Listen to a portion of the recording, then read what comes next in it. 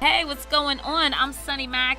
And a lot of people in the industry want to know how to get busy and get started in the industry. Well, coming up this Saturday, Oklahoma City's 2012 Independent Tycoons Meeting of the Mind series is taking place. Now, learn the secrets to survive as an independent artist, producer, videographer, and so much more.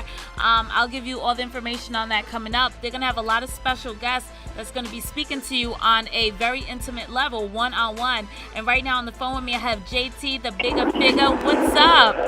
Hey, what's up with it? Now, you are very much a veteran in this industry, so you have a lot to be able to tell up-and-comings, don't you? Oh yeah, I got a lot of information to bring to the table. I've been doing this thing for about 20 years, you know what I mean? And that's a long time still to be a young man, but I came into it as a young man. So, I'm definitely here to start the game to the people. And to throw around some names, you've worked with artists such as Master P, The Game, Daz Dillinger, Messy Marv, San Quinn. Like, you really did your thing. Let them know what it was like working with those artists and how you even got to be able to get to that level.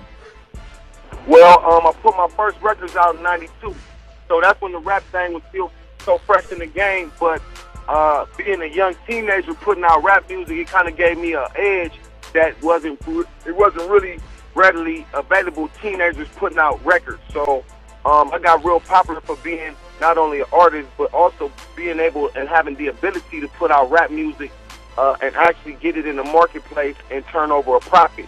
So that traveled throughout the country. That the Bay Area, you could go to the Bay Area and get on. So my name was one of the first young teenagers, making that type of headroom. Fast forward 92 to like 2000, I put Daz Dillinger on. He was going through some things with Suge Knight on Death Row, and that was probably one of my first artists that I put on that was established already to show them how to do the independent thing, and it actually blew up, and we did real good with those two records. A few months later, I went to LA and found an artist called The Gang. I brought him back to the Bay Area, did the same thing with him, and a few months after that, Dr. Dre and 50 Cent came to get him. Meanwhile, Young Buck, Juvenile, The Outlaws, all of them in the early 2000s, was looking for their way. And I just happened to become, that way. And everybody seemed to be finding their way to that Bay Area to come find me to help them get that independent money. And once the game blew up with Dr. Dre and 50 Cent, that gave me a lot of credibility.